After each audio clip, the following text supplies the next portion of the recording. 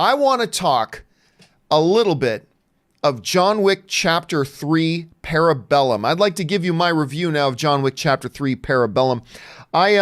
We've been hearing great things about it and hearing all these people coming out and raving about it. Oh, it's so great. Oh, it's so wonderful and blah, blah, blah.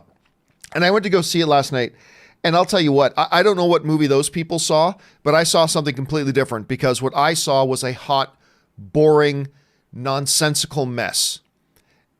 And I can't hold this up. The movie's awesome. It's awesome. It's incredible. Oh my God.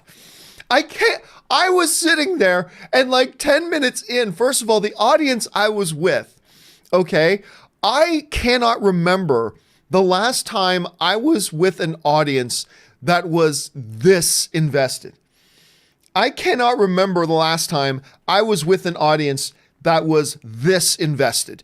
Like the whole audience was like every time something would happen, the whole audience like, like I was with me and Ray, our buddy Ryan. I was like, what the hell? Ah! Like it's just, I was expecting an adrenaline filled, not so kind of great action film.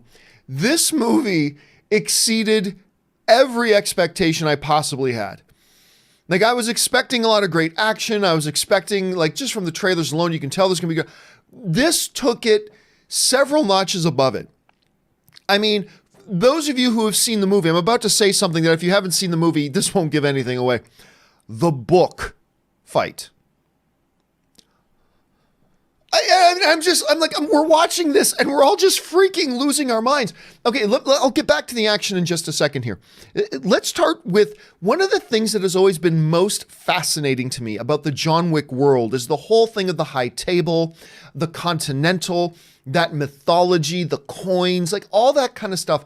That's all been really rich because I've often said this, action without narrative purpose is just visual noise.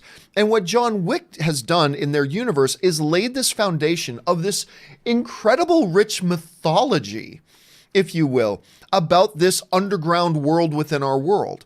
It's really rich and I've enjoyed it deeply, and it's given the bonkers action narrative underpinning that makes the action all that more enjoyable, because action without narrative purpose is really just visual noise. Check out the Transformers movies, other than Bumblebee. And what I found they did in this movie, instead of just going balls to the wall action, they actually widened that mythology. They've given us a deeper look into the mythology, that underworld of the high table and the continental chain and all that kind of stuff. And in doing so, given us a better understanding of the stakes and all that kind of stuff. And then once they've set that up, that all that action that happens, that crazy bonkers off the wall action that occurs, happens within a framework of rich mythology, which just heightens the action experience. And this movie doesn't waste any time. I mean, it does, right? And it truly is Chapter 3, because like the John Wick franchise all happens within a couple of weeks, right? You got Chapter 1, this literally feels like just the next chapter. I feel like I just read the final page of John Wick Chapter 2, turn the page, John Wick Chapter 3, and we pick up right where the last one left off, and it just felt so good. Let me mention a couple of notables of people who pop up in this thing, other than people who have been in the films already.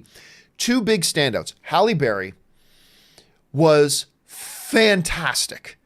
Halle Berry was fantastic. I didn't know if her role in this was going to be some kind of more of a cheap kind of, she's just there to be yet another person there who helps him. Just another person that maybe was a former flame. Who knows, whatever. She dives into the story, into the action. Not a huge role in the film, but she was dynamic. The other thing that really piqued my interest was when I saw the chairman of Iron Chef there. Now, I've always known he's an actor and done other things. He even popped up in Agents of S.H.I.E.L.D. for a little bit, but I still look at him and I keep waiting for him to say, "Halle cuisine," and bite an apple. For those of you who ever used to watch Iron Chef, that was the chairman from Iron Chef. He's great in this movie. He's fantastic in this movie. And I'm not going to say what it is, but for those of you who've seen the movie, you know what I'm talking about. He delivers the best line. He has the line of the movie that he delivers closer to the end of the film that I think everybody in the theater I was in completely enjoyed. And then what can you say about Keanu Reeves? Keanu Reeves, and look, I've always said this. Keanu Reeves is not the world's most talented actor.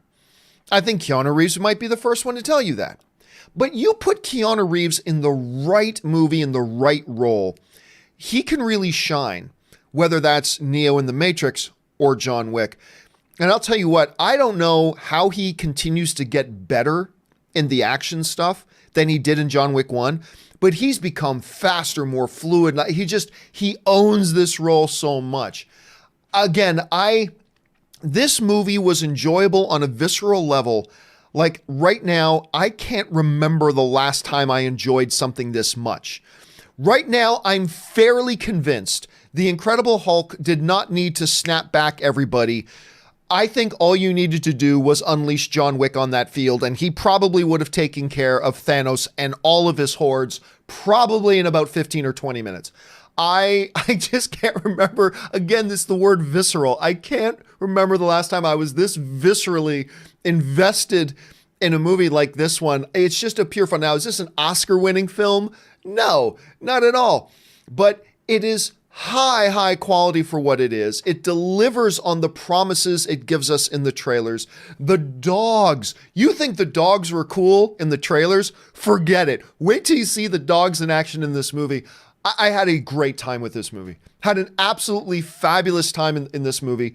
Again, I try not to compare movies to other movies or overall general experiences within a few days of seeing it. I just saw this last night.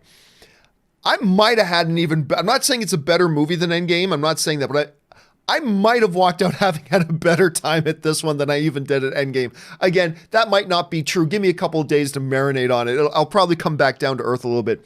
But this is a psychotically enjoyable film with a ridiculously high body count, fantastic action, and the expansion of a mythology that I've really appreciated since John Wick Chapter 1. So I can't recommend this enough. I really can't. I just cannot recommend this movie enough. It is the best action you'll see in a film all year. It is absolutely the best action you'll see in a film all year. Maybe in the next couple of years, but whew, oh my God, I had such a good time at this movie. Have you guys had a chance to see John Wick Chapter 3 Parabellum yet? If so, jump down to the comment section below. Let me know about your experiences with it. Did you have a good time? Did it disappoint you? Not all film is for everybody. Maybe you didn't like it. I want to hear your thoughts. Jump down to the comment section below and let me know what you guys think.